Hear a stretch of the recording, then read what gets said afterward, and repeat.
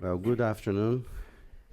Uh, my name is Paulo Sotero. I'm the director of the Brazil Institute here at the Wilson Center. On behalf of the Wilson Center and George Mason University, I would like to welcome you all to one more event in the series, Managing the Planet, with a very distinguished guests we have here today with us. First, Mr. Kevin Knobloch, Chief of Staff to the Secretary of Energy of the United States. We have also with us Gregory Unruh, Professor, I love the title, Professor Harrison, Professor of Doing Good Values from George Mason University. This is the best, professorship there is.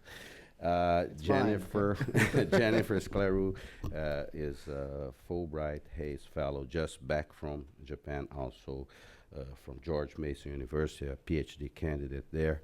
Let me, before briefly introducing our guests today, and especially Kevin, explain to you why the Brazil Institute is involved in this. It is two explanations. First of all, this series was started by us under the guidance of a dear friend, a member of our advisory board, Tom Lovejoy, who is now a professor at George Mason.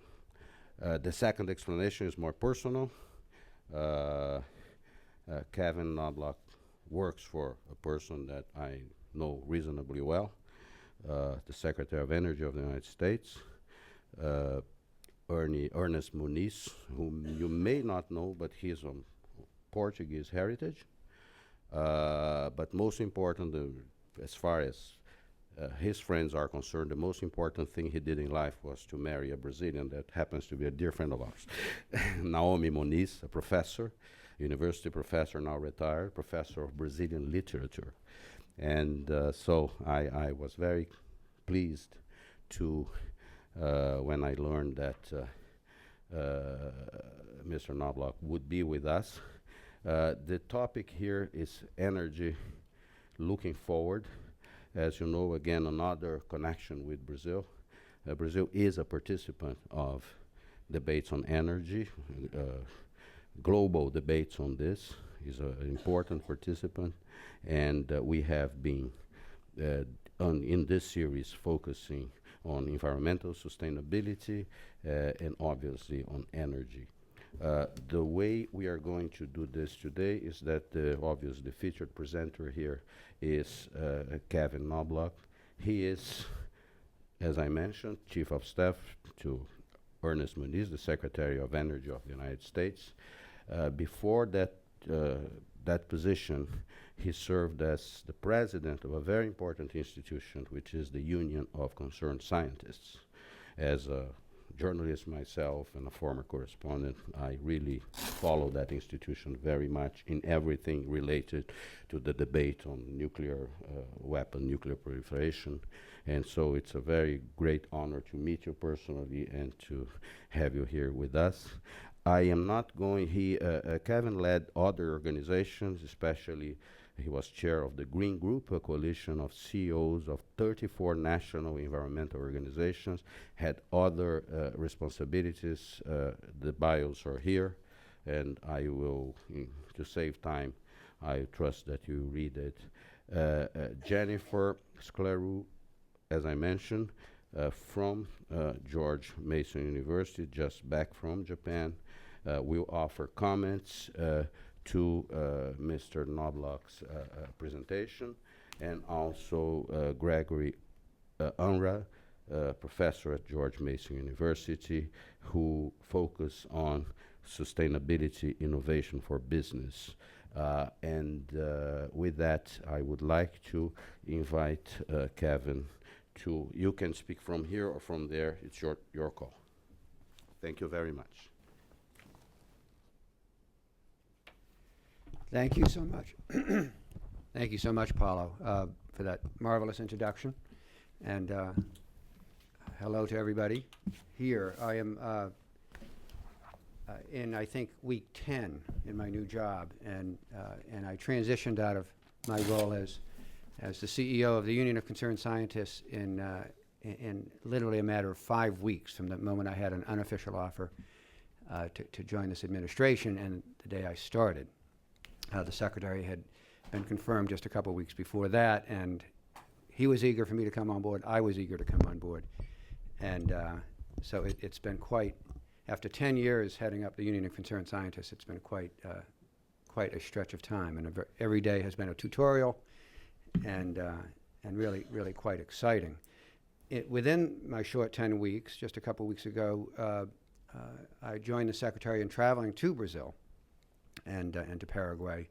And it was my first trip to Brazil, and it was just a really striking time of learning.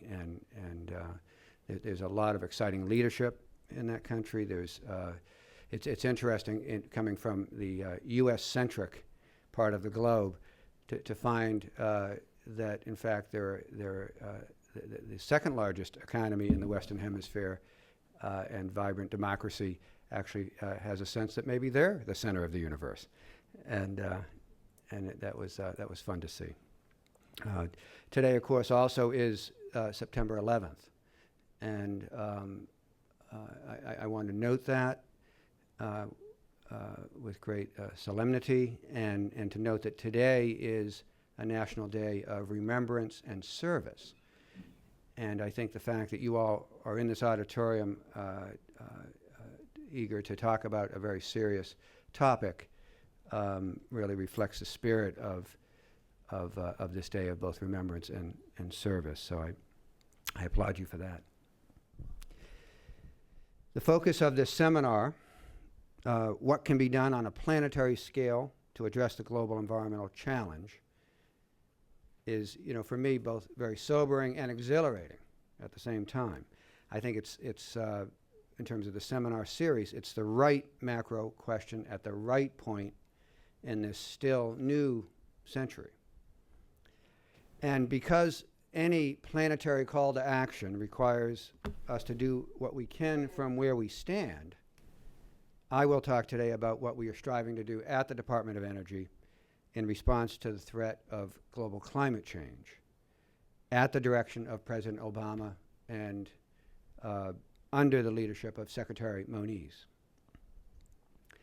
It was on my second day on the job as Chief of Staff that the President announced his Climate Action Plan at Georgetown University, and in so doing provided my department, virtually every other federal agency, and really the American people, a worthy call to action commensurate with the magnitude of the challenge we are facing. So I do want to talk about the President's Climate Action Plan, and in that context, how we are working to reduce dangerous levels of carbon emissions and what we are doing to prepare our nation for a changing climate.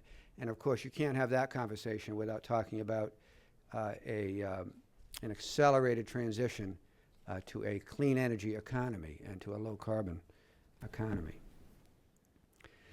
Let me first speak to the impacts of climate change, and I will presume that everybody here follows the science of climate change to some extent. It is worth noting that on his first day as Secretary of Energy, Dr. Moniz said, "I am not here to debate what's not debatable." The evidence, that's end quote, the evidence is overwhelming, the science is clear, and the threat from climate change is real and urgent. And if you don't quite buy that, I would encourage you to take a closer look at the body of climate science. The science community is inherently conservative in its statements of near consensus positions. In my old job, I always enjoyed the board debates because I had a board of world-class scientists and engineers and economists, and these are conservative professions. They will not venture forth on a point of fact unless they feel they're on very solid ground. And so when you have a science community that is coming forth with strongly held consensus positions, from a community that is instinctively open to questioning, to questions about data and analysis and the rigor of such, then I think that communicates something. And even in that context of conservatism, professional conservatism, the overwhelming conclusion is that prudence demands strong, common sense, near-term policy actions to minimize the risk of global warming.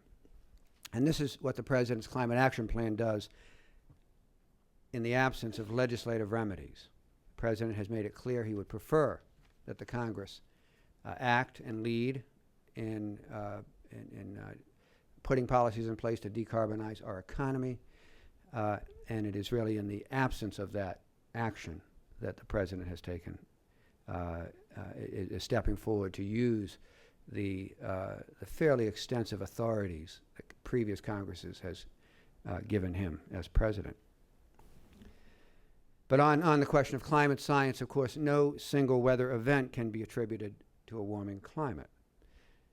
But 12 of the last 15 years were the warmest in U.S. recorded weather history, and 2012 was the hottest single year ever recorded.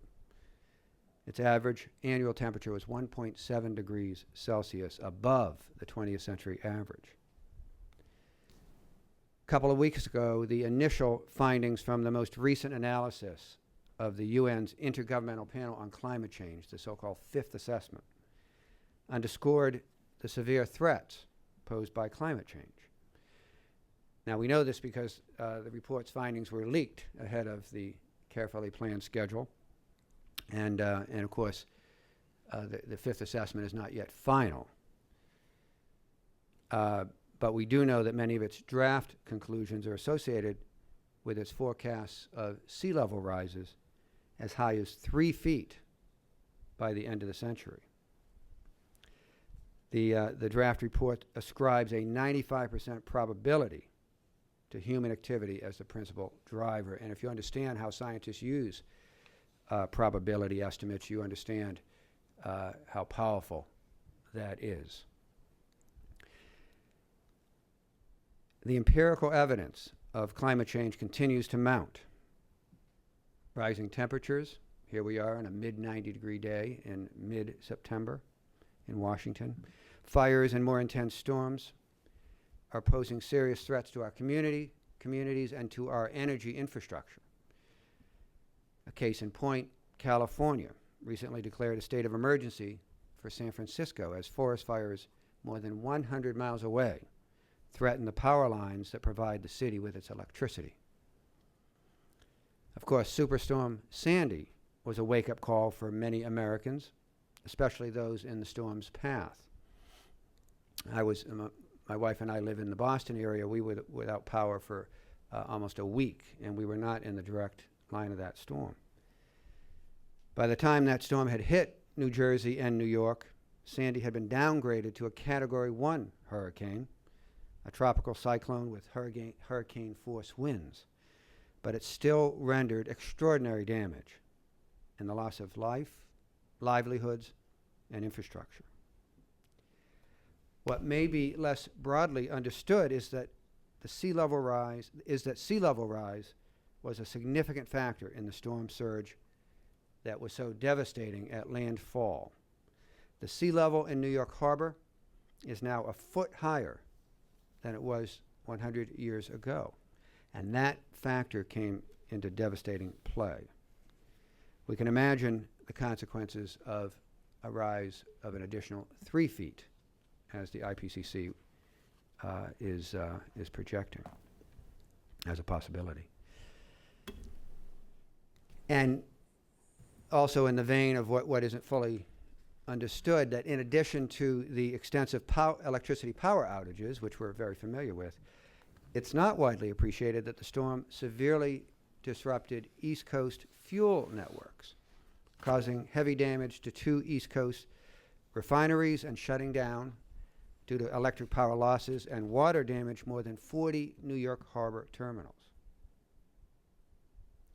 Sandy was a single extreme weather event, In the last 10 years, the U.S.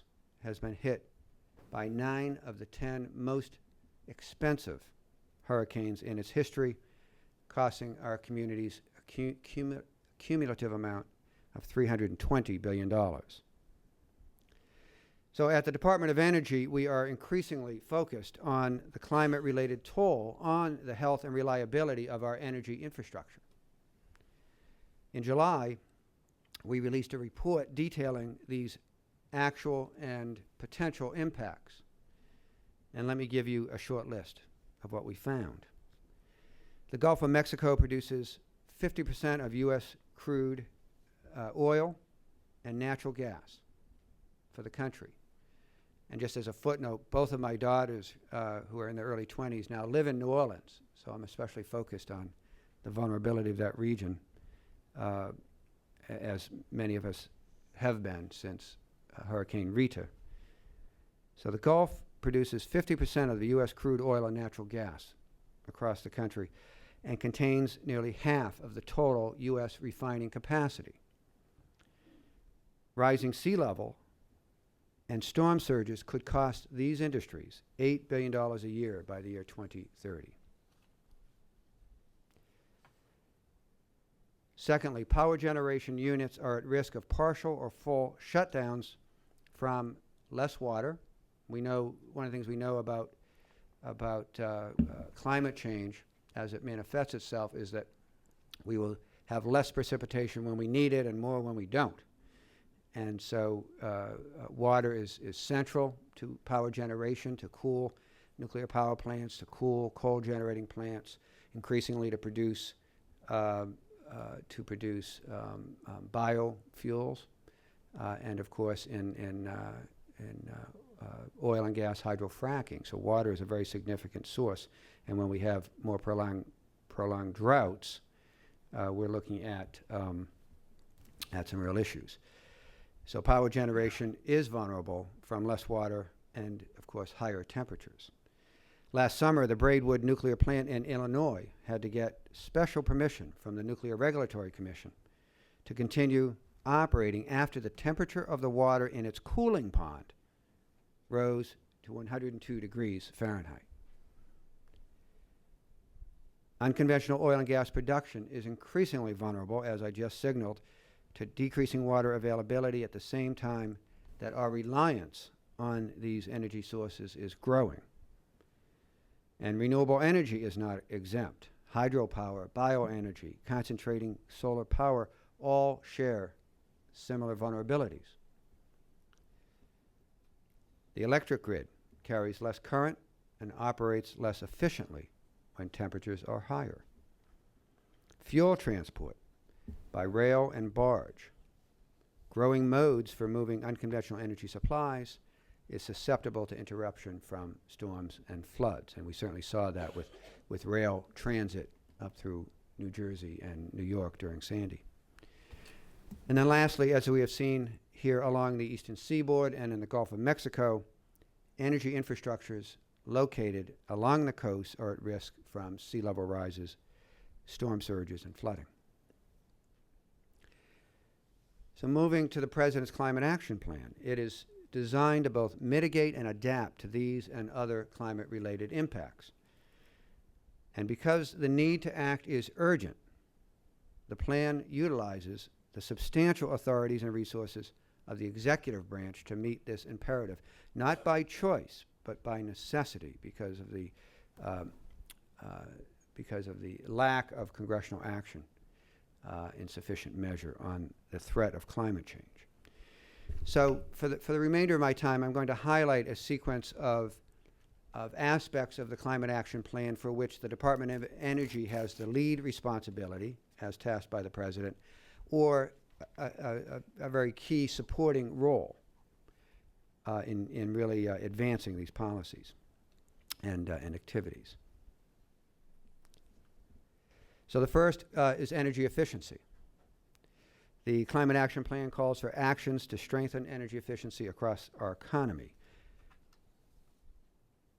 with the aim of combining what the administration was able to do in its first term on improving the energy efficiency of appliances and heating and cooling systems and the like, with what is planned for the second term.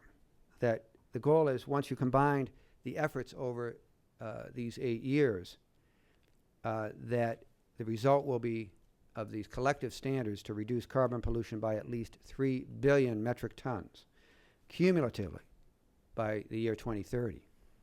And this would be the equivalent of nearly cutting in half the carbon pollution from the U.S. energy sector for 1 year. Half of the carbon pollution from this one solution, while reducing the energy bills of American families and businesses by hundreds of billions of dollars through the year 2030. In the President's first term, DOE established new efficiency standards for dishwashers, refrigerators, and a range of other products. And we are building on that progress by working with the Office of Management and Budget to expedite review of a range of new appliance efficiency rules that in a number of cases have been long overdue or delayed. You have new leadership at OMB and at OIRA and at the Department of Energy, and with the President's call to action, there's new energy to really move forward on these standards. Working with industry every step of the way, we far prefer a collaboratively produced rule, as we saw with the fuel economy standards and the auto sector, than otherwise, and that intent and spirit is very much there. And this renewed effort, again building on that first term, is getting concrete and welcome results. A few weeks ago, we issued a proposed rule for metal halide lamp fixtures. Last week, with OMB's blessing, we proposed new rules for commercial walk-in coolers and freezers, and in commercial refrigeration. And whenever I think about walk-in coolers and freezers, I think about a job I had in high school, which was cleaning the meat cutting room at my local grocery store. And it was a nasty job in some respects, because I'd come in after the meat cutters had worked all day long, and there was literally blood and guts everywhere, and I had a steam gun and sprayed and squeegeed the whole place down. And was very envious of the stock boys who were out in the aisles throwing cans of food at each other, and they were dry and comfortable. But I took a lot of pride in that job, because when the meat cutters showed up first thing the next morning, they had a clean workspace, which to get back to work. But I had to walk in and out of these walk-in freezers and coolers through that job, and I'm glad they're going to be a lot more efficient.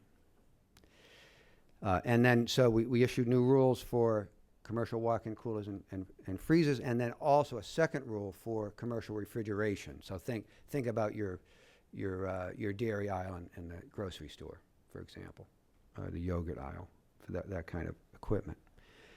And then we are committed to releasing a proposed rule for electric motors this November. And I think one of my pet peeves, when you're worried about climate change and carbon pollution, you worry about energy waste, and you become a bit of a spoil sport, because wherever you go, whenever I hear an industrial motor, whether it's the ice machine at the hotel or outside a manufacturing facility that's groaning and working hard and loud, you're hearing energy inefficiency.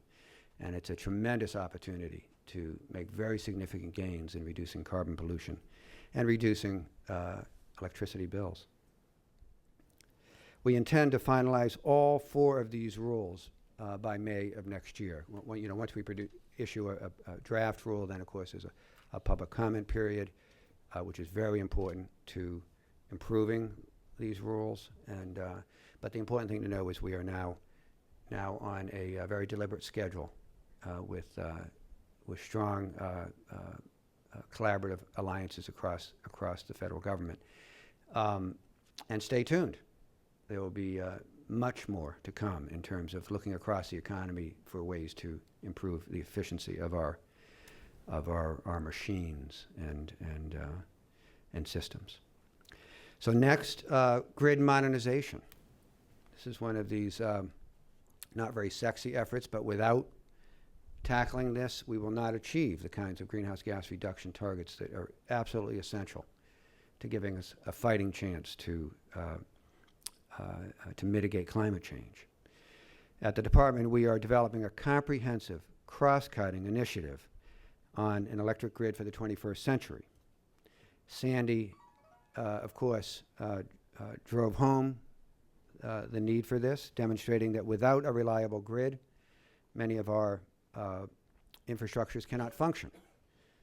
And it underscored the need to simultaneously modernize as well as harden how we generate, transmit, and consume electricity. This grid initiative is guided by regional and state experience. As you know, the grid, electric grid is a regional entity across the country. States have a very clear role. Utility regulation is typically state-based with some federal overlay. So the experience and needs of expertise from the regions and the states are very key to this. And I would highlight the Northeast in particular, with its focus on microgrids, clean energy banks, infrastructure protection, and policy innovation, can serve as both an example and a test bed for a more robust federal focus on the future electric grid.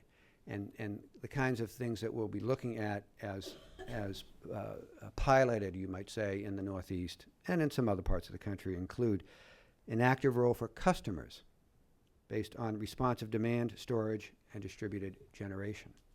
There's a real tension right now between utilities in some states and net metering policies, which allow distributed renewable energy to really grow and be a key player, and allow consumers to be a full partner. And we have to be mindful, have to really take a look at what's going on there and see what we need to do to find common ground.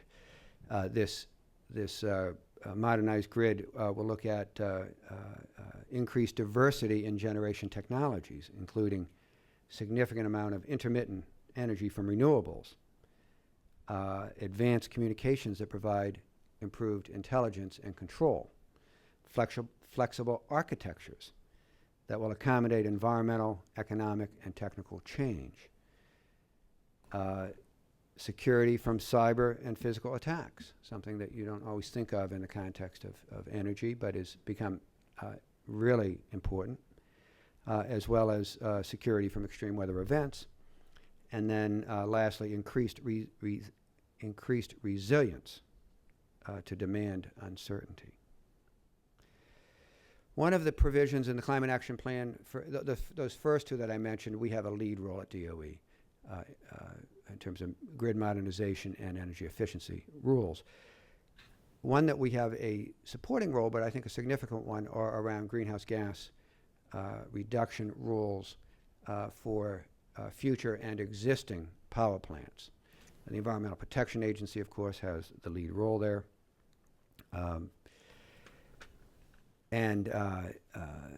The DOE role comes in because as we stipulate that power generating facilities must reduce greenhouse gas emissions from those facilities, the core question is if that means reducing the burning of fossil fuels, and I'm going to circle back to that, the role of fossil fuels in just a moment, then what's possible in the context of renewable energy, energy efficiency, demand-side policies. And that's where DOE has a strength. The power sector represents the single largest source of CO2 and other greenhouse gas emissions in the U.S. And this particular action in the President's plan has been applauded by many as the most significant step the President can take to reduce carbon emissions absent legislative action. It has also been derided by some as an action that is tantamount to a war on coal. And our perspective on this is the former, that it's a very significant opportunity to reduce greenhouse gas emissions, is almost certainly true. The charges of war, however, we believe are misunderstood or misstate are all of the above energy policy. And let me just speak to that. Dramatic reductions in carbon emissions are imperative, of course, starting with the President's goal of a 17% reduction below 2005 levels by 2020. And I'm pleased to report we are about halfway there. It is our obligation, however, to seek to develop technology options that enable all of our energy sources to be included in a low carbon world. And if they can't meet that qualifier, then they may not end up part of that mix. But that is the point of emphasis. So let me speak to that. One of the provisions in the Climate Action Plan directs the Department of Energy to issue a solicitation for $8 billion in loan guarantees for advanced fossil energy projects. Now you might think, you know, why are we going there when this is about reducing greenhouse gas emissions? Well, there's a reason why. The key criterion for successful projects that will receive funding through this solicitation is decreasing greenhouse gas emissions through innovative advanced fossil energy technologies. Now, these technologies could range from chemical looping to oxy-combustion to microturbines to novel combined heat and power technologies. And we have released the draft solicitation, and so we are currently engaging industry, academia, the public in a dialogue on the most promising types of projects that would fit, that might compete for this financial support, and we expect to issue a final solicitation this fall. The Department of Energy is also investing about $6 billion to demonstrate at large scale the capture and storage of carbon dioxide. And these projects provide a potential pathway for continuing the use of coal in a carbon-constrained environment. So another piece of this puzzle is Department of Energy's loan program. And I know that when some of you hear the words DOE Loan Guarantee Program, you undoubtedly think Solyndra. No one, least of all the leadership at the Department of Energy, likes it when a project fails, and especially when the taxpayers foot the bill. And this was a significant investment of $500 million. Not all was lost, but it was a very significant investment. But the negative media around the Solyndra project unfortunately clouded a far more positive and powerful story of government-supported innovation and impressive return on taxpayer investment. The loan program is supporting a large and diverse, almost $35 billion portfolio of more than 30 projects, including the world's largest wind farms, several of the world's largest solar generation and thermal energy storage systems, the first new commercial nuclear power plant in 3 decades, and more than a dozen new or retooled auto manufacturing plants across the country. Oh, thank you.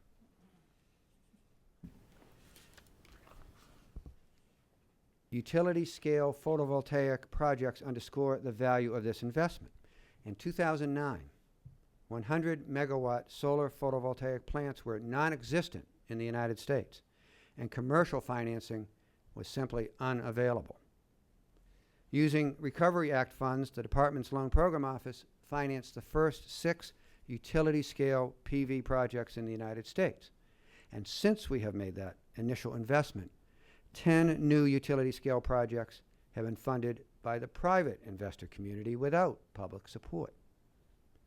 This is the loan program was inaugurated during the George W. Bush administration to fill this narrow role when private capital was holding back because the technology was so innovative it was viewed as risky.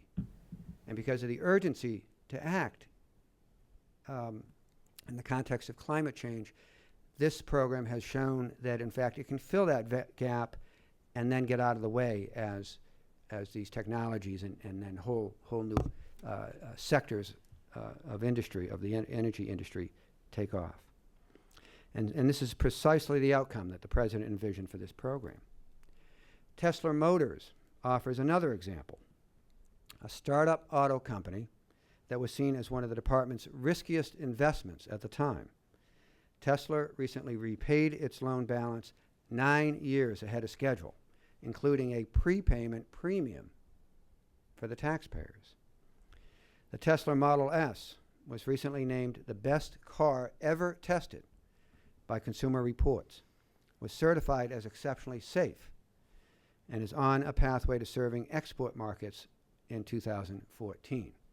Now, of course, the price tag is certainly out of my range, and I'm guessing is out of many of yours, although this doctor who I play ice hockey with up in Boston showed up one night in his Model S. So we all got to ooh and ah over it, if not sit in it. So we get that, right? Cost reductions are essential for reaching a mass market. But this Tesla experience clearly exemplifies a disruptive technology pathway for passenger vehicles.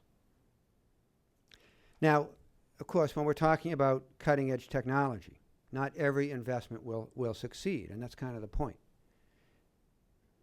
But we are proud that the losses to date in this program since its inception represent about 2% of the overall loan program, which is an enviable performance for any comparable Wall Street portfolio. You're looking at, loss rates in investment capital very significantly higher than that. Groundbreaking investments in science and innovation.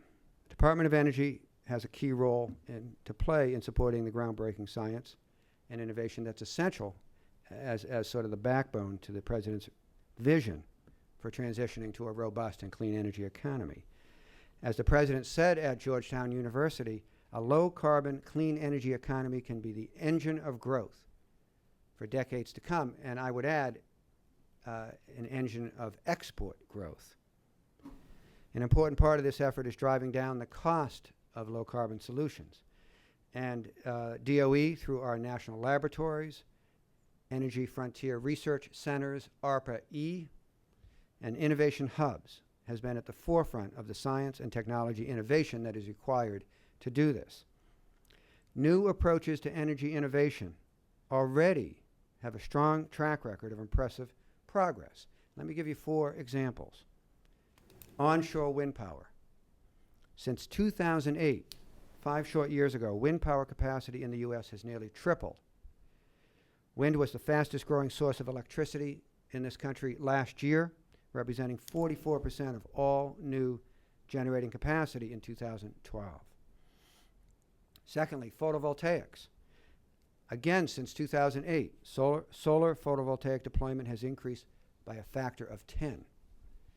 And today, PV modules cost about 1% of what they did 35 years ago. Third, LED lighting. In the last 5 years, the cost of super efficient LED lights has fallen more than 85%, and sales have skyrocketed. In 2009, there were fewer than 400,000 LED lights installed in the U.S. Today, that number has grown 50-fold to almost 20 million. And you know what the cost point, is on this. That's all the more impressive given that they're still at a purchase price at a cost that we're not accustomed to in buying lights. A mother who installs an LED light when her child is born will not need to change the bulb until her kid goes to college, unless that kid waving a baseball bat around knocks it out. And she will save more than $150 on her electricity bill over time from that one light. And then fourth, electric vehicles. Before 2010, plug-in electric vehicles were nearly non-existent on our roads. During the first 6 months of 2013, Americans bought more than 40,000 plug-in electric vehicles, more than twice as many sold during the same period in 2010. Don't buy this storyline that that plug-in hybrids, EVs, are struggling. Again, think about the price point of some of these vehicles, which will come down. But to sell 40,000 units of plug-in hybrids and electric vehicles,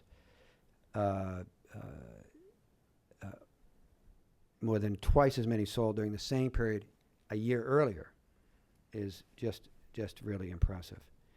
And the cost of electric vehicle batteries, by far the most expensive component, has dropped by 50% since 2008. These cost reductions and rapid increases in technology deployment did not happen by accident, and it didn't happen overnight. Technology breakthroughs do take time, sustained investment, and stable policies. Of course, what we need to do is to accelerate that pace of change. The breakthroughs that we're seeing are the result of entrepreneurship and ingenuity, and in each of the 4 examples I've just cited, they have also benefited from critical investment from the taxpayers of this country through the federal government, and in some instances, state investment. So let me just move on as I start to wrap and look at another significant piece of the Climate Action Plan, climate preparedness.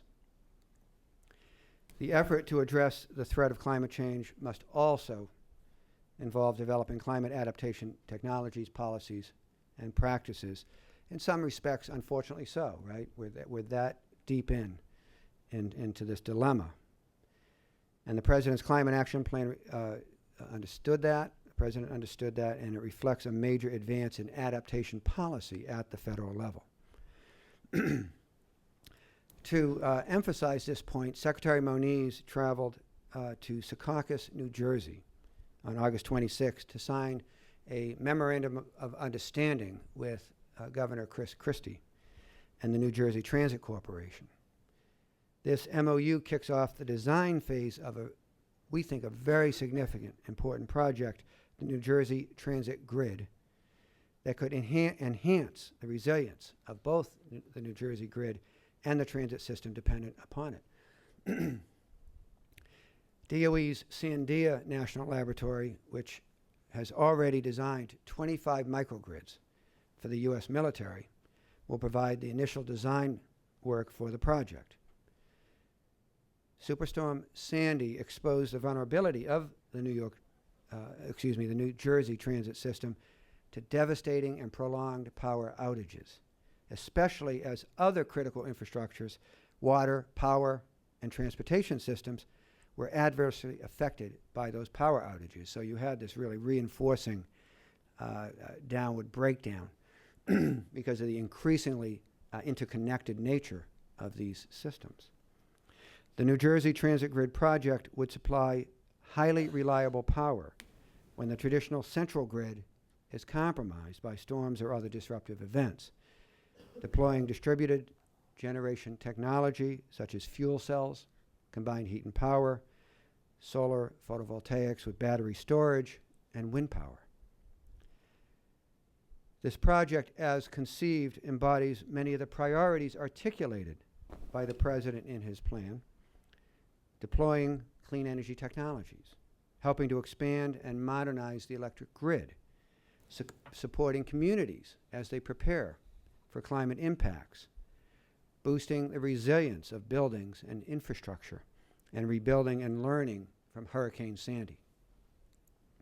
If fully implemented, this project and other projects like it could lead the way for the nation, building a smarter and more dynamic grid, protecting interdependent infrastructures from larger grid failures, and of course creating jobs and a more competitive, resilient economy.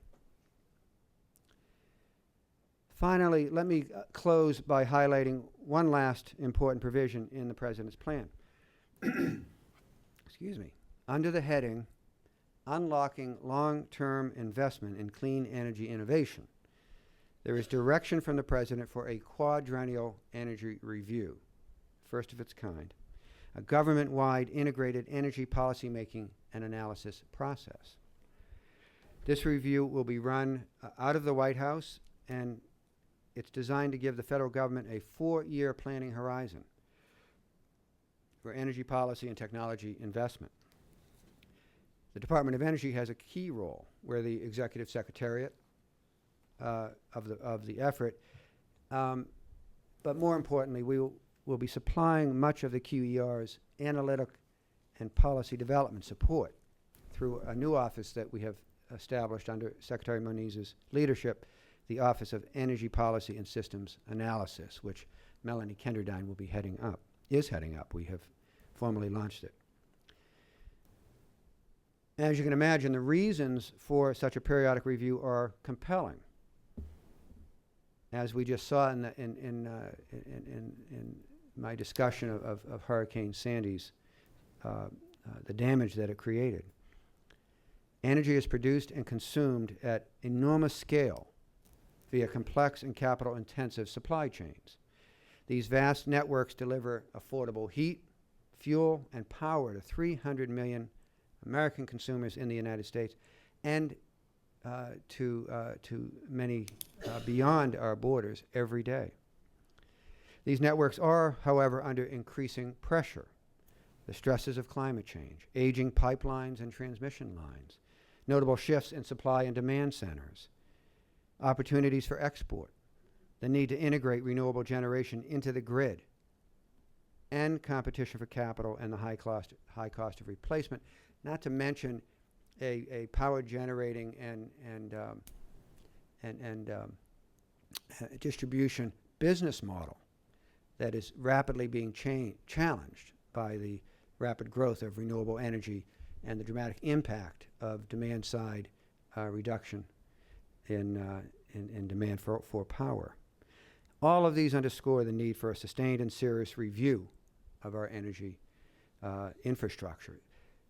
And so that infrastructure will be the focus of the first quadrennial energy review, which has a target date of completion, I think, of November of next year. Don't hold me to that, but certainly late next year. The modernization, replacement, and/or transformation of our infrastructure, including infrastructures that might be avoided through enhanced energy efficiency. That is to say, power generating plants, transmission lines, and pipelines, and all manner of things that we might not have to build if we can drive demand down. All of these actions are needed to help meet the economic, security, and environmental needs and challenges of this century that we're in. So the challenges that we face are clear. We have to transform our energy economy from one that is dependent on carbon to one that is continuously strengthened through innovation. To succeed, we will need the brightest scientists and engineers, the most creative and bold business leaders, the bravest public officials, and the most committed citizen network, the most committed citizens to work together. And the good news, as I've tried to share with you today, is that we have made important progress across the country in a short time. And with the President's Climate Action Plan as our map and compass, leveraged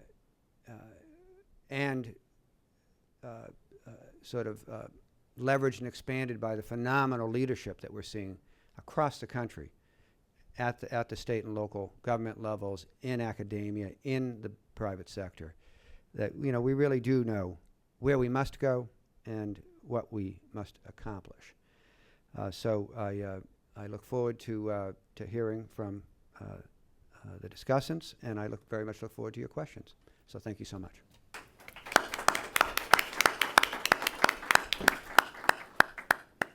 A busy guy, huh?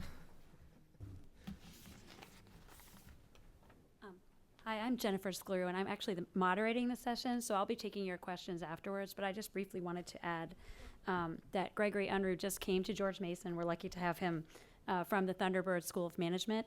And many of you may have heard the term carbon lock-in, and Gregory actually coined that term over a decade ago to refer to the challenges that we face in escaping from kind of a self-perpetuating inertia of fossil fuel-based technologies and the barriers they pose to alternative technologies. So with that, I'm going to let Gregory comment.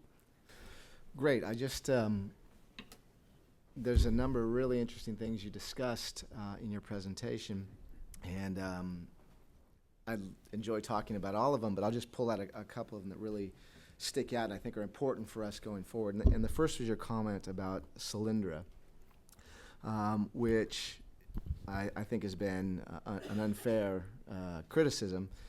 If you are going to engage in the type of innovation we need, you're going to have failures. And so what people don't like, you said they don't like government-supported innovation, but they don't like the type of government-supported innovation you're pursuing.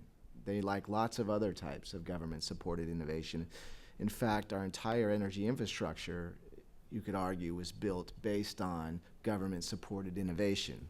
The main sources of greenhouse gases from human activity come from automobile-based transportation systems and from power generation.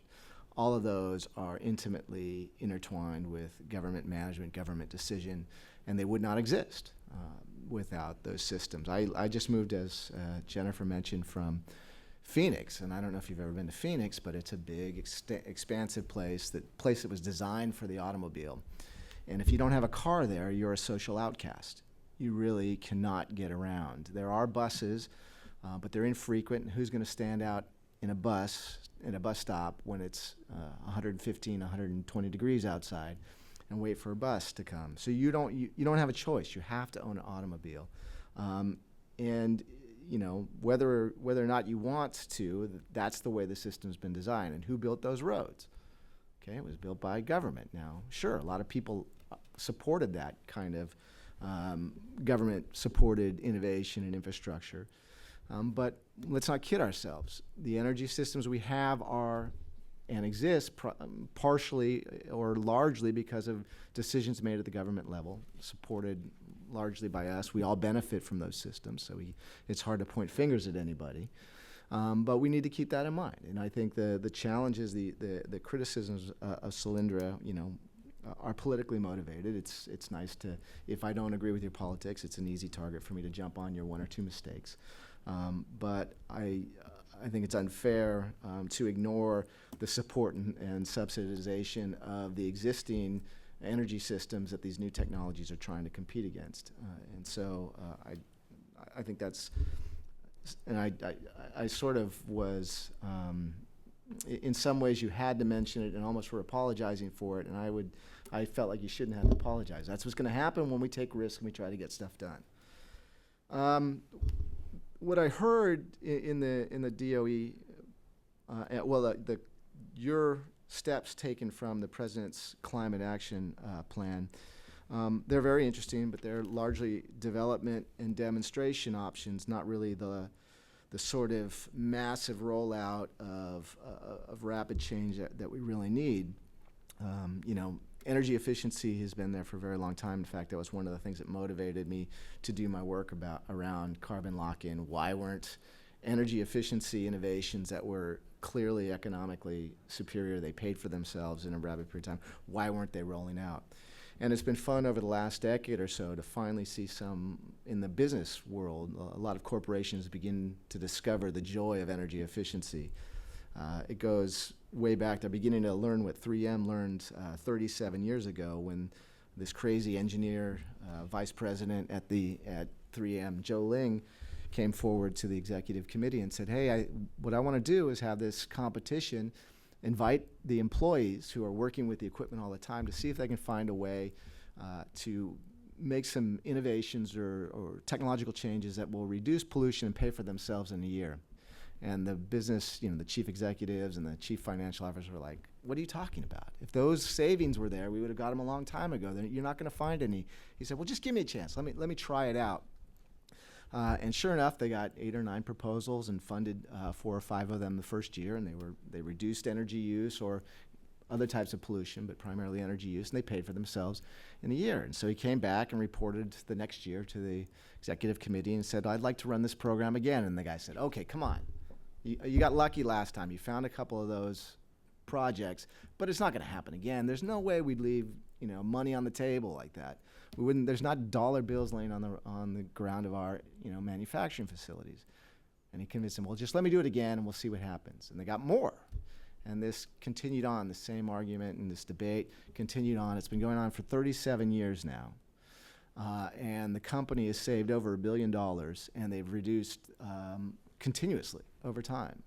And other companies are discovering that. And when you begin to look at your energy, the way you're using energy in your facilities, it turns out we're really wasteful. And there's a lot of really great ideas and innovations emerging in the private sector. It's not, it's patchy still, but it's been really encouraging. And one of the reasons why I've moved away from science and policy towards business is because I see that once that begins to happen, business people get it, and you start to see this stuff roll out at a much faster rate. That said, there are lots of encouraging signs, and it's pretty clear we have all the technology we need to at least stem the progression of climate change, if not halt it, reverse it. The planet will have to reverse it, but at least we can slow down or stop our contribution to anthropogenic climate change. We have those technologies. It's not a problem of hardware, it's a problem of software. Software being our political institutions, our financial institutions, our consumer attitudes and approaches. The software. It's the software problem, and that's a much more challenging, much more difficult thing to tackle. And again, it's a problem that I don't envy you and your organization for trying to think it through.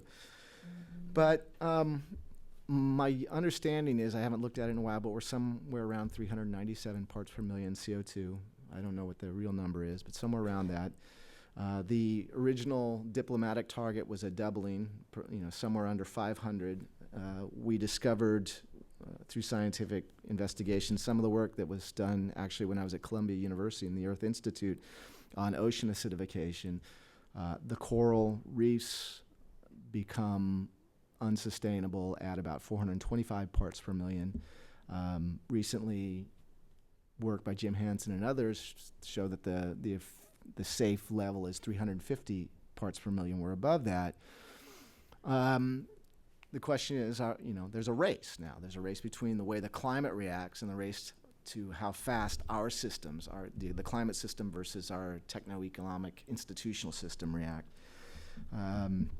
And we're not getting there yet. We're not moving fast enough. And so that we have to begin to think about, and this is the adaptation and other types of responses. What happens if we lose the race? So far it's been us pushing on the climate system. But now you listed a large number of costs and impacts that are coming back on us. You mentioned the impacts on sea level rise and the energy system and the problems with operating power plants when temperatures are rising and the impacts on the grid. The climate's pushing back on us. And so, the cause and effect relationship is shifting. And what do we do if we're losing the race? And there was a few years ago, we had the hope that we were going to, for those of us that care about climate change, that maybe peak oil might jack up the price of oil and force what economists have been asking for, get the prices right and drive down the use of fossil fuels. But maybe the peakists were probably right. We probably peaked out on conventional production, but they made the same mistake that Malthus and everyone since has made, and they underestimated our technological capabilities. And so, non-conventional oil through fracking and others is likely to put the U.S. as surpassing Saudi Arabia in the coming years as the largest producer of oil again. So the question then becomes, well, what do we do if we can't change fast enough and the climate changes? And then that gets to the questions which I think probably the DOE is considering: atmospheric remediation, geoengineering, capturing CO2 from the atmosphere and putting it back into the ground, trying to reverse and remediate what we've done, which is filled with its own challenges and risks, and even if it's questionably, we still don't know if it's possible, but that's the ultimate contingency, if we get to a point where we push the system too far and we see positive natural feedbacks that could be leading to runaway climate change, what do we do next? And I'm wondering if the DOE, obviously you're not talking about it as part of this plan, but I'm wondering how that's being considered inside the department. So those are comments and observations and some questions, but again, I applaud what I see here, and we just need to triple the effort, I think, or quadruple. I want to. Do you have any response to Gregory's response before we do anything else? Well, I thought it was a great set of responses, and no question, the urgency is there. The general response has to ramp up and be comprehensive. I highlighted only a relatively small number of components in the President's Climate Action Plan. There's a whole range of really interesting and I think promising and exciting elements to it. And if you haven't spent time with it, I'd encourage you to check it out online. I believe it's on the White House page, and you should be able to get at it through the Department of Energy page. So I definitely agree that even what's in the plan isn't sufficient ultimately, but it's if you look at the pieces, they're really designed to put those building blocks in place from which we can continue to get to where we need to go. Gregory, on the geoengineering question, I'm so new at DOE, I don't know the answer to that, and so you will inspire me to go back and ask what's happening on the geoengineering question. But I think one change that I did flag in my talk was that for many of us were focused on mitigation, reducing greenhouse gas emissions until recently, and increasingly the recognition because of the carbon lock-in phenomenon that we have to deal with adaptation, which is not geoengineering in a sense, but that to me it's very important that the federal policy on adaptation is advancing through the President's plan, because we are faced with change in the carbon pipeline that will affect us and probably deeply. Before we open it completely up, I'm going to just pose one kind of broader question, because the focus of this forum generally has been on U.S. policies, but in a broader, more global context. And you made some great comments, both of you, on the domestic side of things. But I'm wondering what you think about, in this context of the all of the above strategy, and the fact that many other countries are looking at that same strategy, and they're looking to the U.S. to see what we're doing. I wanted to see if either of you had any comments you wanted to make on kind of the more global scale of how you balance energy policy and energy security priorities with environmental priorities, and also maybe some cooperative efforts that DOE has on that front. Shall I go first? Please. The President's Climate Action Plan has a whole section on international peace that I didn't get into, and it kind of mirrors the domestic front. That is to say, you look at the array of sources of energy, energy technologies, issues like methane capture that are in play domestically, they're in play internationally. And it really puts an emphasis on international negotiation, diplomacy, to put some agreements in place that really, I think, builds on not just the international climate negotiations that the United Nations sponsors, but also on the Copenhagen Accord, which was the first large multilateral approach focusing on the top international climate countries that have the highest levels of climate pollution associated with their economies, and then bilateral. So you recently saw in the news the the agreement between the U.S. and China on hydrofluorocarbons, a very potent greenhouse gas, very significant. And I know that, again, in our short tenure at the Department of Energy, a large emphasis has been put on those kinds of bilateral efforts. And in the case of DOE, it's about sharing our technology. Mhm. So we've met. We went to Paraguay and Brazil. We're likely to do a significant secretarial level visit to Asia. I shouldn't get ahead of public announcements there, but by way of promotion there. The president, when he was in Africa, announced that secretaries of energy, commerce, and I forget what the third one was, maybe Treasury, will be returning to Africa to build on this Power Africa initiative. And I think that one of the core underlying principles here is that developing countries have the ability to raise the standards of their people and meet their needs in a way that does not replicate the polluting pattern of the Industrial Revolution as experienced in the West. What's different today is that that science is much more advanced in both our understanding of our environmental impacts and on technologically what our options are, and that we have real-world experience. And in the international discussions that I've been party to in my short time at the Department of Energy, I've been very impressed at how other countries in both the developing world and the developed world are reaching out to us to learn from us. They're eager to have relationships with our national labs who have expertise in these key issues.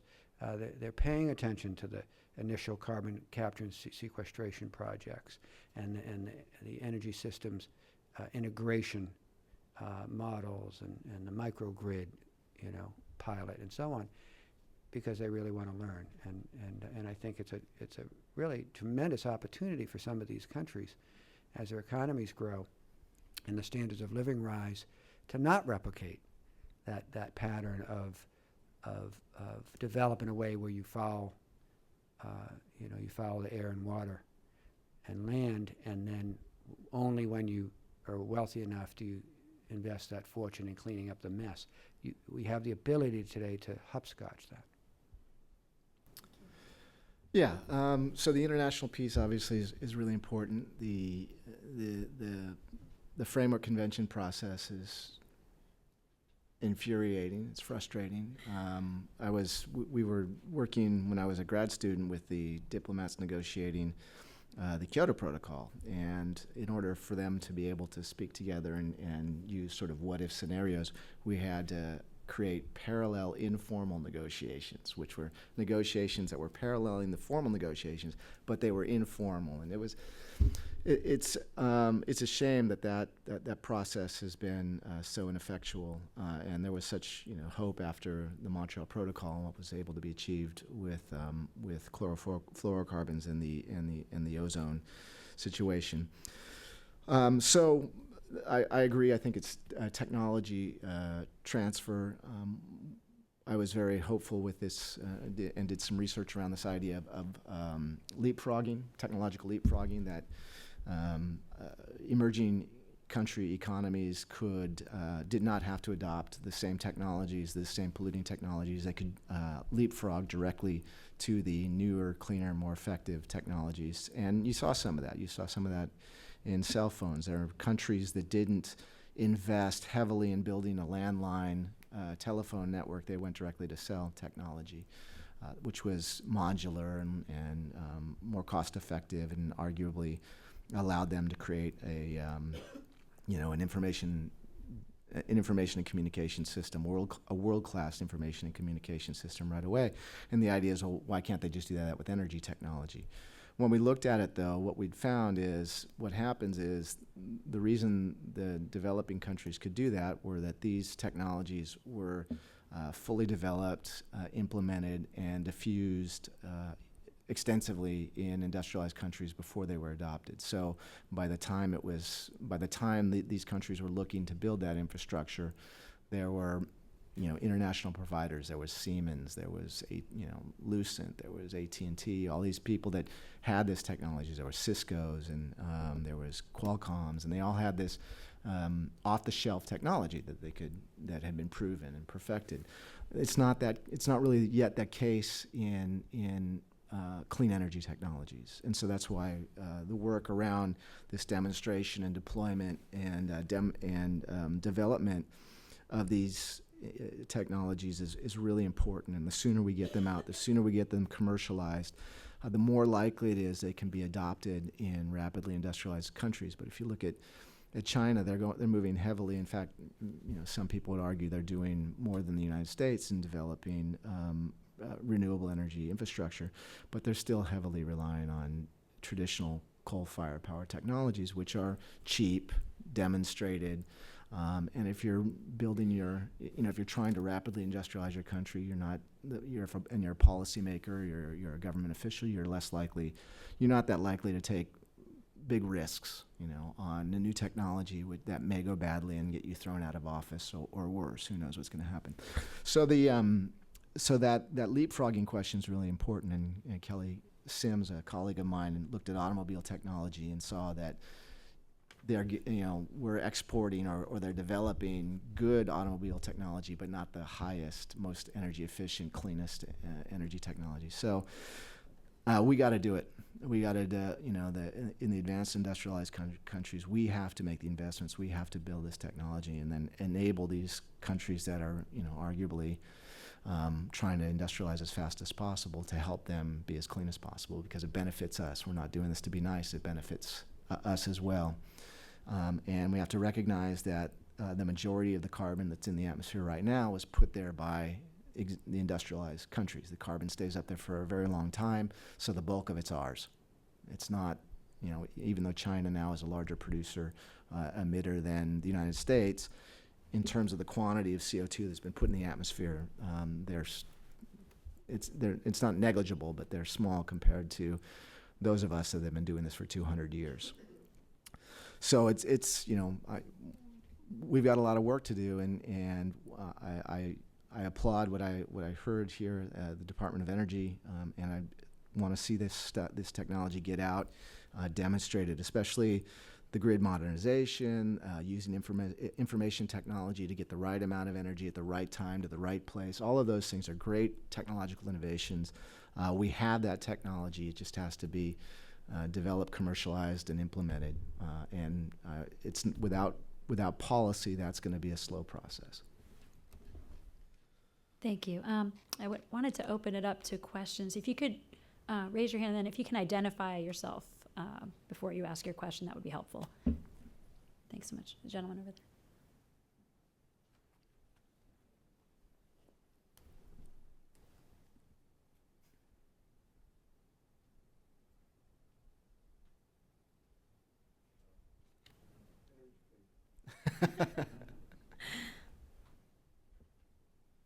We can probably hear you. I don't know are they recording? Is this?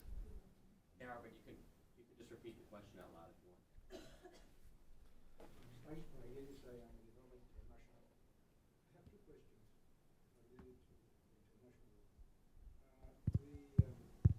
Coworkers, let me down again. Special agreements emerged from that visit. Technology like it. Tell her, where is she? The other is with natural gas. Thanks. There are many discoveries, as you know, recently, Mozambique, history, terrain, and other Caspian Sea. Do you see fracking in our country? Do you see this as a very positive development and a transition perhaps to more efficient technology? As the first part of the question was from our recent trip to Brazil, did any specific agreements come out of that trip? Not in the sense that we signed something while we were there.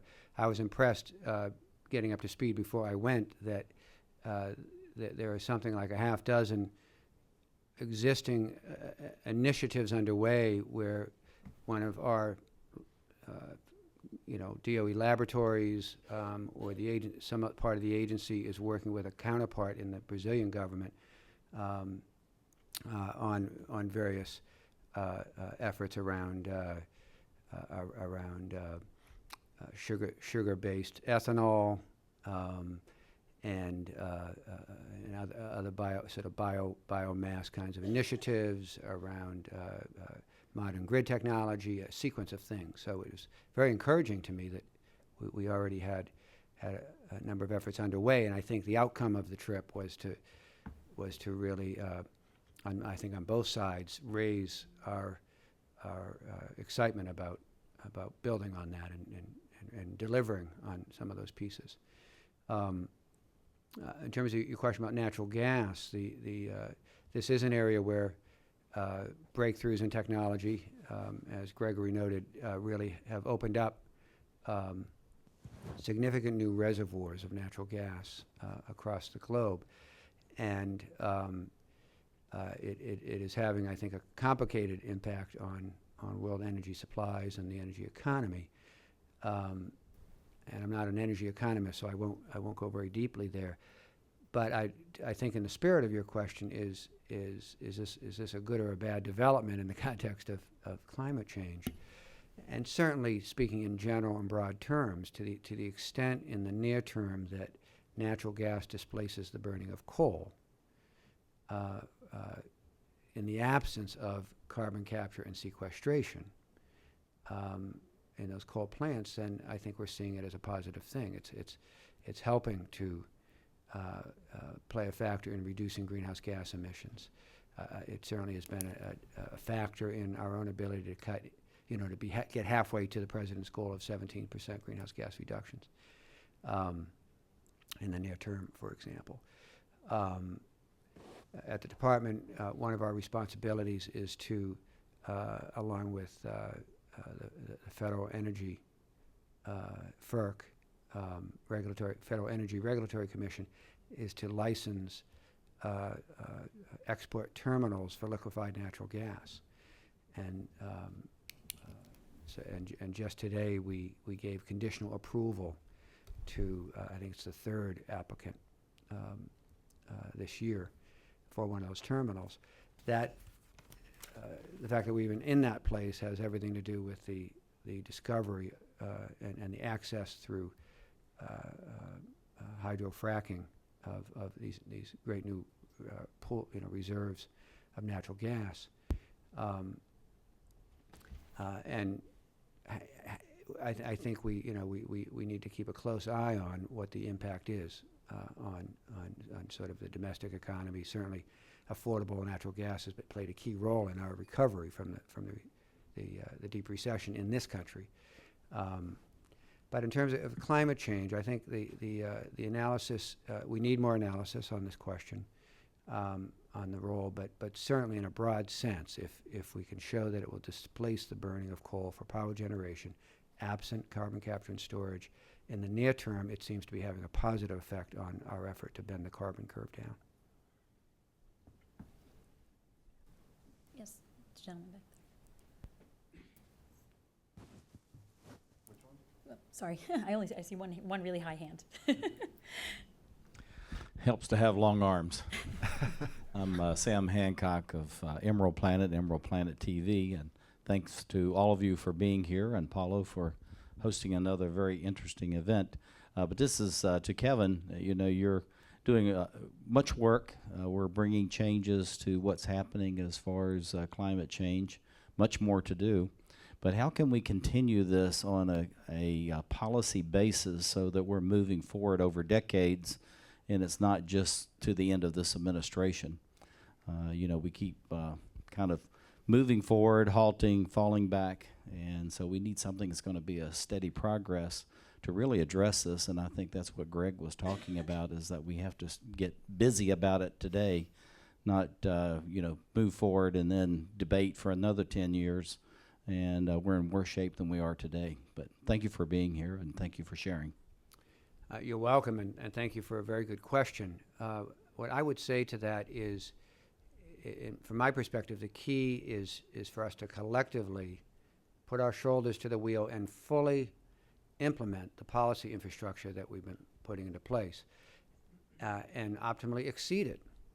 and that our success in fully implementing the policy infrastructure that many of us have worked on to put in place, and this administration has worked to put in place, is so important. Because if we fall shy of that, then the beyond gets much more muddied. And I am thinking about the president's first term, where he, and working collaboratively with the auto industry, wrote fuel economy standards for American passenger fleet vehicles, both sedans and also light trucks,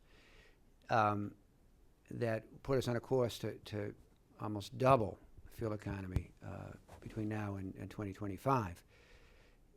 If we, just because we set the goals and pop the champagne corks doesn't automatically get us there. It's going to be a lot of work, a lot of technological innovation, a lot of educating of consumers, a lot of consumers stepping up and buying the most technologically advanced options that they can for us to get there. We cannot take that as gospel that we will automatically get there. And you can see at the state level, 29 states have renewable electricity standards. Almost as many have energy efficiency standards. California has a low carbon fuel standard that it's pioneered. The federal level, there's a renewable fuel standard that has really advanced the penetration of ethanol blends in our fuel mix for passenger vehicles. The president, in the first term, wrote the first, and the relevant agencies, Department of Transportation and EPA, wrote the first ever fuel economy standards for medium and heavy duty trucks. And the Climate Action Plan calls already for those agencies to go to work on developing the next round of fuel economy standards for these vehicles. And that's a very sort of cargo transport and the moving of goods is a very significant part of the economy. It's a very significant part of the greenhouse gas equation that had not gotten much attention. And I could go on. There's a range of those policies. Where I'm from in Massachusetts, we're one of the leading states, like California, to some extent Illinois, and a few others, where there's a very ambitious policy infrastructure put in place. And Massachusetts has a goal of reducing greenhouse gas emissions across its economy by 25% by the year 2020, 7 short years from now. And to my mind, it's the play now is for us to collectively fully implement those, the promise and the expectation of those targets. And that will only build confidence across the economy. It will build markets for the most efficient products and goods and services. And export, and then in turn, as our manufacturing capacity expands for exports, and that will just keep building on itself. One of the I mentioned that the wind and solar industries in this country have doubled in size over the last 4 or 5 years, and of course I was referring to power generation. In terms of megawattage of electricity produced. But one of the little known parts of that story is that I guess go back to maybe 2007,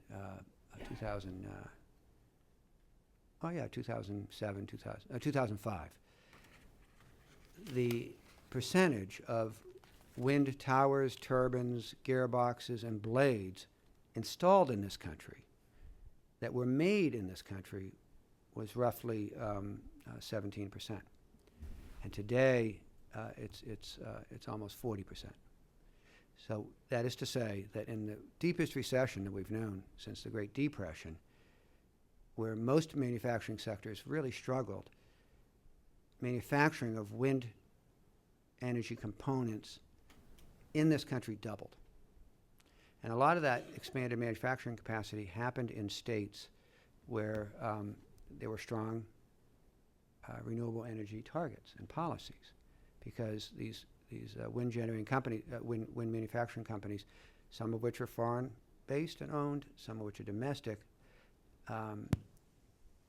want to go to those states where there's the certainty provided by these policies. So now you have states like Iowa. Today, 25% of Iowa's electricity comes from renewable energy. 4/5 of that from wind. South Dakota, it's over 20%. Minnesota, it's almost 20%. Texas is way up there. So you have some very, very exciting success stories to date, driven often by public policies, thoughtful public policies, where you have states learning from each other. Here at the federal level, we're learning from the states and from previous policies. And the other half of the equation is technological innovation. You've just, you can get a lot more electricity out of a wind turbine, a modern wind turbine today than you could just a short time ago. There's terrific technological breakthroughs. And so when you combine policy direction with technological advancement, with investment in basic R&D and leadership in the private sector, you get some really tremendous things, results. Gentleman right here. Thank you. I just want to thank you all for hosting this event, and it was a great event, and I learned a lot. My name is Tariq Smith, and I'm a research associate for the Council on Hemispheric Affairs. I had a few questions, but I guess I'll just throw two out there. We heard a lot about energy, and that is kind of the focus, but I also wanted to ask about sanitation. So that's another big influence on climate change and things like that, and I wanted to know exactly what is going on as far as sanitation goes. I also wanted to ask about something more international, about Brazil specifically. Brazil is very much a leader as far as in renewable energy goes, wind energy, solar energy, hydroelectric power. Specifically hydroelectric power, what can we learn, or what have you seen going to Brazil as far as hydroelectric power goes, and what we can do in the United States as far as hydroelectric power goes? Thank you. Well, on sanitation, I won't be able to give that satisfying of an answer because it's generally an issue outside of my agency's scope and certainly my own expertise, and I don't know, Gregory, whether I don't have any expertise in Well, speak to sanitation that. either. what I will venture is sewage treatment, the provision of clean and safe water supplies, and those kinds of things are really part of the infrastructure that I was talking about. That certainly climate change with more severe and intense storms, more intense flooding, less water when we need it, so more extended droughts, and the like, not to mention general infrastructure damage from those storms and flooding, is a central part of the story and a central part of what we have to worry about. In highly developed countries like ours, and of course in developing countries, it may be a case of non-existent sanitation infrastructure or not infrastructure that needs more development and more modernization. So I'm going to stop there because I don't dare venture beyond what I don't know. And Brazil, it's really interesting. We were in Paraguay as well, where they also have a significant hydro. In Paraguay's case, there's two major dams, one of which they share with Brazil, and the other which they share, I think, with Argentina. In that country has meant that they haven't had to rely on fossil fuels as much as they might otherwise have, but they're now just looking at their own discoveries of oil and gas reserves, I think particularly gas reserves. And in Brazil, you have this very interesting story, again, a relatively low carbon energy system where you have heavy reliance on hydro. I should say in Paraguay, I know they were looking at small hydro. There's something like 93 rivers in Paraguay, and they're looking to, is there a way to do more with small hydro? And they were certainly asking us about our experience here in the States. And in Brazil, you have very significant large-scale hydro generation coupled with this quite very impressive story about sugar-based ethanol, from which they're fueling a lot of their transportation system as well as power generation. And I think in both countries there's an interest in diversifying yet further. And of course Brazil has, as host of major swath of the Amazon, has very interesting responsibilities and debate going on around the role of that tremendous tropical carbon sink, that carbon sequestration resource, and what's going on there. I will talk about something interesting, an innovative way to think about our sanitation, or and I'm going to say organic waste in general, human or food waste. And we already have the sewage system, but you can begin to think of your garbage disposal as a processing system for your food waste. And people are talking about now engineering the system to capture that waste, and then you can begin to do things with it. You can use it to convert it. It can be converted to biogas or some things like that. So there's interesting discussions, and we're a long way from doing anything about it, but how that, instead of just treating our sanitation systems as waste systems to get rid of things, potentially resources that can be used for energy generation or composting for fertilizers or something like that. So there are some conversations going around that I think would be interesting to follow. Thank you. Oh, is he right in the front? I'm Umair Irfan with ClimateWire. I wanted to ask, under your predecessor, Stephen Chu, much of the clean technology initiatives under the Department of Energy were funded under the Recovery Act. With those funds winding down and some of those projects like ARPA-E on the chopping block, how do you see these projects being financed going forward? Well, certainly we under Secretary Moniz's leadership, we remain very focused on innovation, and you are right to flag that we're facing budget stress through sequestration, and the general tenor of the budgetary times. We place a high priority on getting the best from these innovative hubs, whether it's ARPA-E, the labs, the technology hub, the innovation hubs, the Loan Program Office. Those are very important investments in the private sector in level of innovation. So the commitment is there. It's a matter of using those taxpayer dollars to best effect. I'd just like to, I think it's very interesting, the fuel economy story and the role of, sometimes when you have systems are very hard to change. They're designed not to change. And so oftentimes it's these external forces, external events that open up opportunities for innovation and change. One of that was the financial crisis.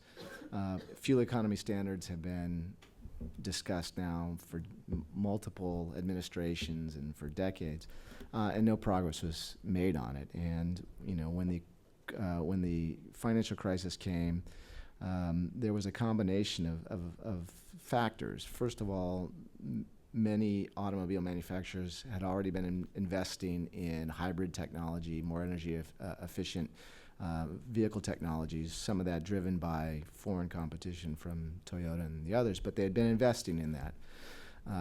And when they were under financial stress and looked to the government for support, that opened an opportunity then to have a broader conversation. What was interesting, though, is once they moved their fleets to more energy efficient vehicles, it puts it changes their perspective. because they, the initial costs and the investments for building a new vehicle are high.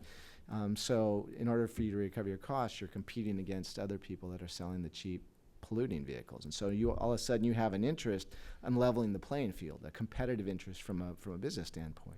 And all of that came together in the dynamic of this sort of jolting event that allowed us to, the administration and the automobile industry to really sort of orient its trajectory towards these cleaner vehicles, and they got behind it, and they have now, in many ways, a financial interest in ensuring that those are the standards for everybody, so that cheaper polluting vehicles don't easily enter into the market. So it's very, we have to look out for those types of opportunities, those events, those crises are points where the system becomes flexible and you can actually begin to make some of these change, and where these investments in these new technologies and new approaches suddenly have an opportunity to be expanded rapidly. At least the opportunities there, whether or not we seize on it, whether or not we're effective in doing that. Those opportunities, I think we have to keep our eyes open for all the time. Thank you. Michelle, sorry. Hello, my name is Michelle Ryan. I'm a graduate student at George Mason University. There are a number of us here in the audience who are students attending a seminar called Managing Our Planet. And I want to thank you first for both addressing the energy topic. We have a number of topics within our seminar series that we're trying to integrate and discuss at the planet level. One of them is on biodiversity. And like if you could comment for a few minutes on what you, and perhaps Kevin, at the federal level, how some of the policies and the plans that the president has put forward are balanced against some of our biodiversity concerns at the global scale. Boy, I'm afraid that's beyond my scope. I won't be able to offer something on that. Sorry. I know Gregory, I don't know if you. Anything I say is going to be misinformed, so I'm gonna just have to decline this time. Although I think it's a very important question, and I encourage you. And there are connections to energy decisions and the like. So I think that's something you should press your professor on in your Managing the Planet class. We could probably direct your question to Tom Lovejoy. We absolutely could. Actually, he coined the concept. Absolutely. Climate diversity, so he should answer this question. You have a world-class expert in Professor Lovejoy. Yes, in the middle there, in the back.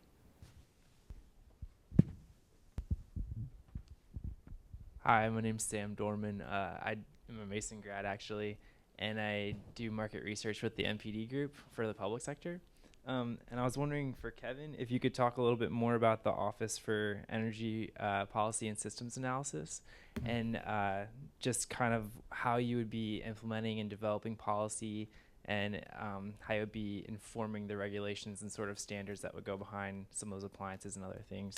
And then for Greg, if you could talk about maybe some of the role that you see academia playing in developing and helping the government develop those policies. The Energy Policy and Systems Analysis shop very recently set up, and the intent really is to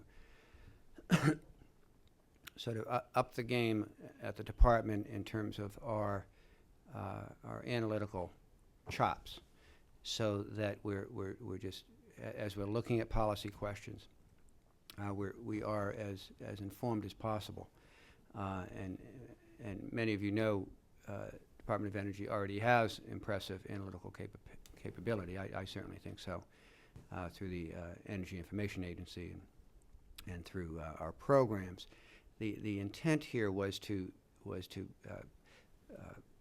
gather together some of these analytical resources from across the programs into a centralized shop within the Office of the Secretary, to allow us to look at any number of questions as we go about our pieces of the Climate Action Plan and other aspects of our responsibility.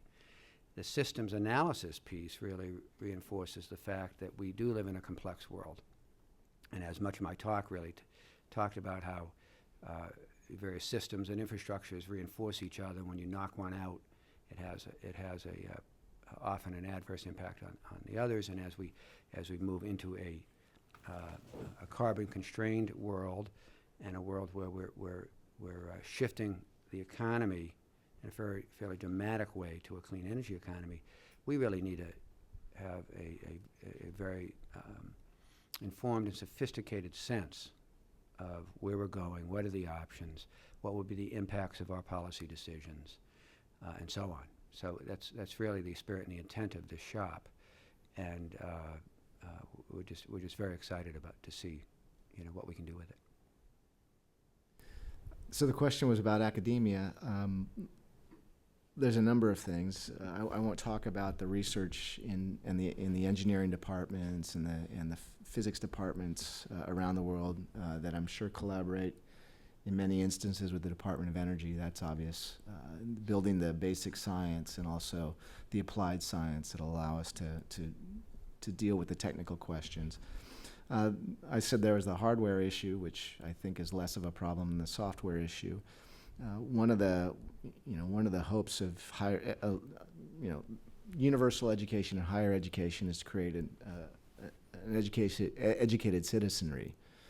We are in a representative democracy, and for that to work, we need people that are knowledgeable about the issues and take their responsibility to engage in the political process by at least voting, but perhaps beyond that. That's the way the system works. And so at the undergraduate level, I think it's really important that these types of questions of science and policy get imbued into the undergraduate experience, and that becomes part of whether it's a liberal arts education or a general ed education in a public university or something, that becomes part of it. And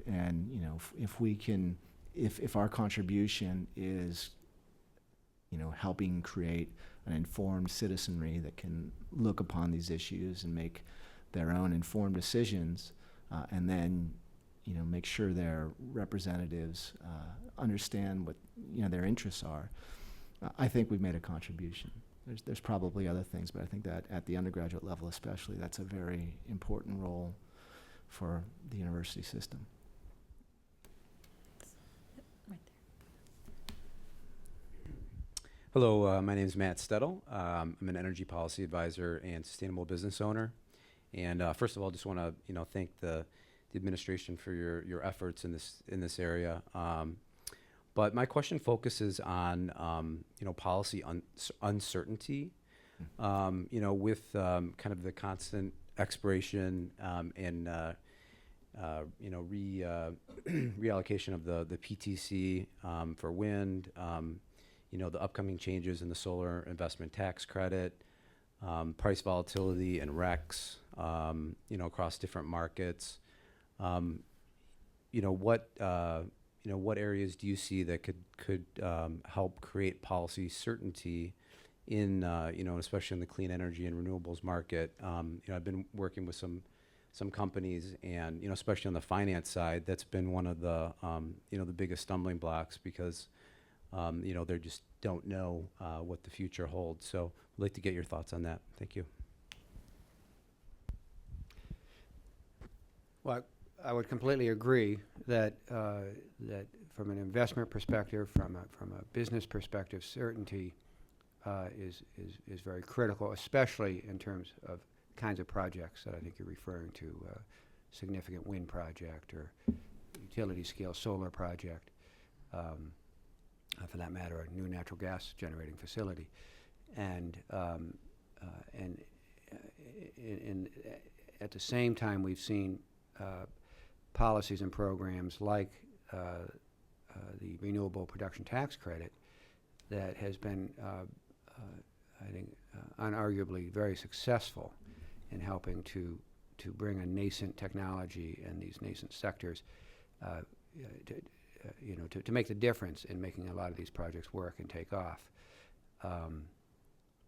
So in that respect, the way in which certainly the wind production tax credit has been renewed by the Congress for very 1 and 2 year jumps has has created challenges for these project developers.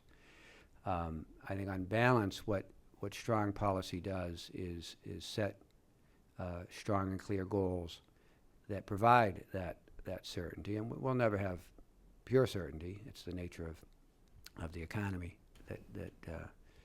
that we live within. But those strong goals those strong policy goals are very important to the success of the transition that we need. Yeah, I would reiterate that. I mean, that's some research done by a colleague of mine, Janet Selwyn, when she was looking at the success of renewable energy diffusion in many different countries. One of the primary determinant variables was policy consistency or predictability. And even if the level of policy intervention was less aggressive than some other countries, if it was consistent over the long run, it had a much stronger effect. So that's really important.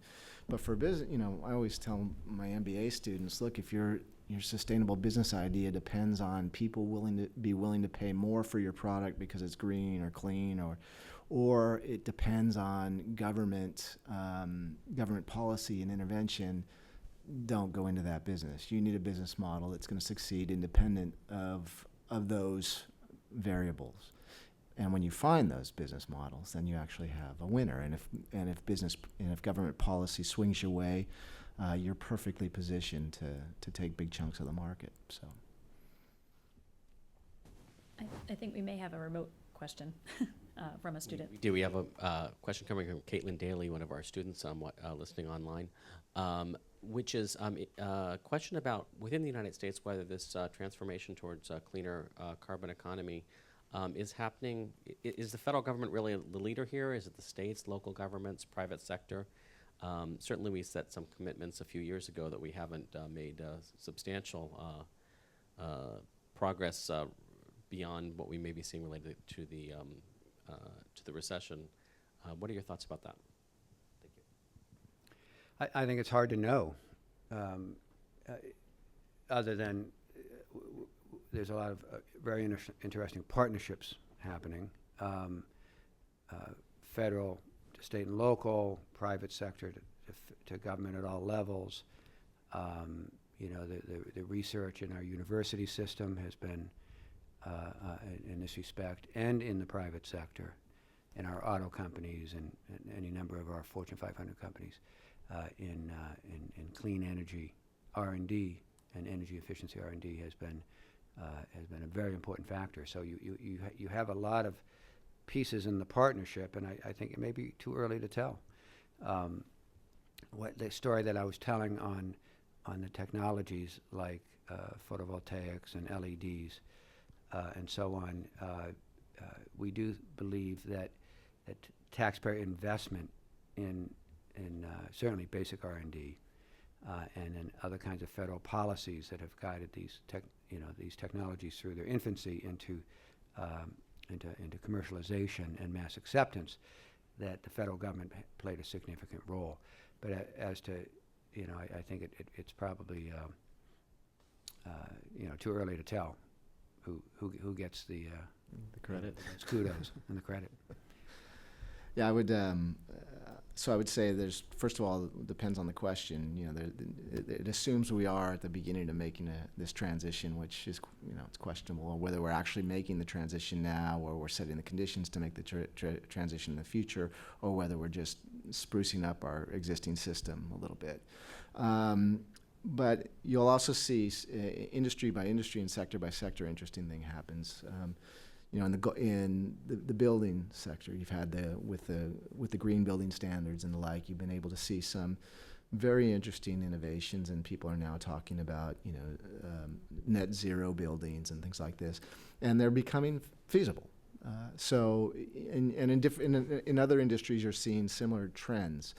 And part of that is, you would argue that government policy, be it at the state level or the federal level, is important in that. In other instances, it's just the nature of what's going on in the industry and the opportunities that are available there, and the costs and benefits of those for the businesses and their customers.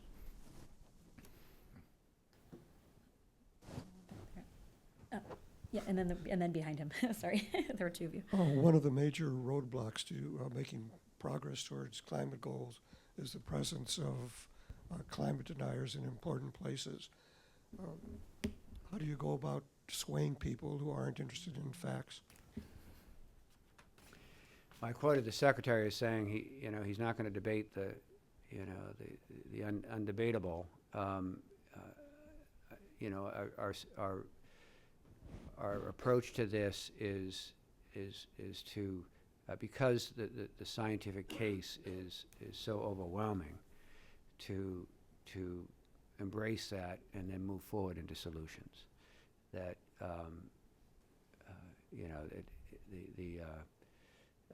the National Climate Assessment put out by the Federal Climate Task Force, I think it was late last year, the fifth assessment of the Intergovernmental Panel on Climate Change. These are conservative scientific reports that draw from the latest science across the globe, developed by scientists who are credentialed and experienced and working within some facet of climate change. And what is remarkable, maybe it's not remarkable, what is noteworthy is that these assessments, whether it's our own national climate assessments or the IPCC's work, is how consistent those findings have been over time about the fact that climate change is underway and that human activity has been a primary driver in the kinds of climate changes that we're realizing now, and that the climate impacts we're observing on balance are ahead of the earlier scientific projections based on modeling and observed data. So it really, as the Secretary has really communicated, the science is very strong. The scientific consensus is strong. It's time to sort of move past what is really no longer a serious debate and get going on solutions. Well, and that's, I mean, I don't know who said the quote, and I'm going to mangle it, but it's very hard to make a man understand something that goes counter to his livelihood or something like that. And so whether or not people believe the science depends on many times their predispositions, and it has nothing to do necessarily with the science. And I would reiterate that, in fact, not only is the science become stronger, we've been underestimating the rate. You know, all of the changes, the sea level rise, and other actual physical measures of climate change are moving faster than we predicted. So the science is solid. I'd say though, for the public though, it was actually, the science was clearer 20 years ago than it is today, and the reason why is because a number of things. People have strategically tried to confuse the science, for either ideological or philosophical reasons, or because it's in the interests of in their material or financial interests of their industry or things. That's happened and has been well documented. And I think there's been a learning curve also for the media and journalism. I mean, journalists, in the way they're trained is to there's always two sides of the story, and you have to treat both sides of the story equally. They've had to sort of rethink and adapt that, recognizing, well, if one side of the story is 98% of the scientists and the other side of the story is 2% of the science, we probably shouldn't treat those equally in the way we're talking about that in our stories. That's been an evolution that we've seen amongst journalists as they think about and try to deal with these complex scientific problems.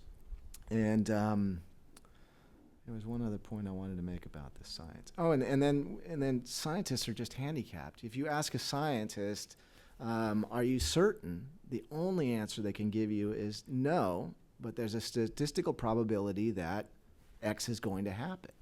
They have to tell you no, because that's the way the scientific method works. The evidence we have, the preponderance of evidence now says that our understanding is correct, but we can never give you 100% yes or no answer. We can give you a 99% yes answer. That's just the way science works. And when you transfer science into the political process, that opens up all kinds of possibilities for politicians and political interests to take advantage of that. So I don't think we're ever going to solve this problem. It's a problem of social learning about how we deal with scientific understanding and scientific uncertainty, and then what that means for the issue we're facing, and then what we should do about it. And that's a social problem and a social issue that we're evolving and learning to deal with as a society here in the United States and globally. Do we have time for two more quick questions? One here and one over here. James Sang, the president's climate action plan is largely based, in fact, it's totally based on his executive powers. And Greg, I said nice things about the market. Should I draw the conclusion from this discussion that between the executive powers and the market, everything is in good shape, or is there still a need for legislative solutions? Great question. The president has been clear and consistent that he would prefer that the Congress legislate on greenhouse gas emissions and tackling climate change, and there's certainly remains significant need and desire for that to happen. One of the pieces of legislation that is actively under consideration in the Senate is the Shaheen-Portman Energy Efficiency Bill, and there you have a bipartisan effort on it that we certainly welcome and encourage. Whether ultimately Congress must act for, let me restate that. As you ask, is it sufficient for, federal and state governments employing existing authorities and the private sector to get the job done? Is a good question, and I think what we don't know is, if you're a catalyst and you sort of help start things, get things in motion, this country, both the people and the economy, sometimes have and often have a remarkable ability to lead an economic, or in this case, an energy revolution. So I wouldn't count that out, but it would be great for the Congress to join in the fight and legislate on this, as it did just a few years ago, made a heroic attempt. This is the last question. Sorry, we're running out of time. My name is Olga Riches. I am an independent consultant, former representative of Uruguay to the Organization of American States. And my question refers to your recent trips to Brazil and Paraguay. Have you found in those countries that they are stressing education on climate change, food security, or solar energy? Thank you. Well, it's a great question, and I don't feel equipped to answer it because ultimately the trip was relatively short, and we were in the major cities: Brasilia, Sao Paulo, Asuncion. I did not hear climate change stressed as much as I had expected I would, but I got such a narrow glimpse that I would not attribute that. I would not certainly suggest that means anything. So. Okay. Sorry, I think we've run out of time for questions. Do you have any final comment, or we can just thank our speakers? No, I appreciate the Chief of Staff coming. It's been great to learn firsthand what's going on, so thank you from my part. Okay, please join me in thanking the speakers. I'm not sure if they have time for questions afterwards, but thank you. Yeah, thank you. Thank you very much for all of you for having come and shared with us your wisdom on this. Now, one note about Brazil. I covered the 92 Earth Summit, and I remember what was the attitude in Brazil about that. It's a complete change, where the country is engaged, is open, is debating all those questions.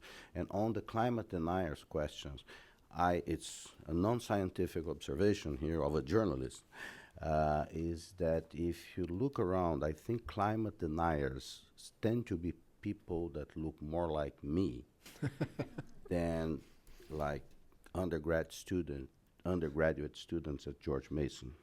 So I think biology is solving this problem.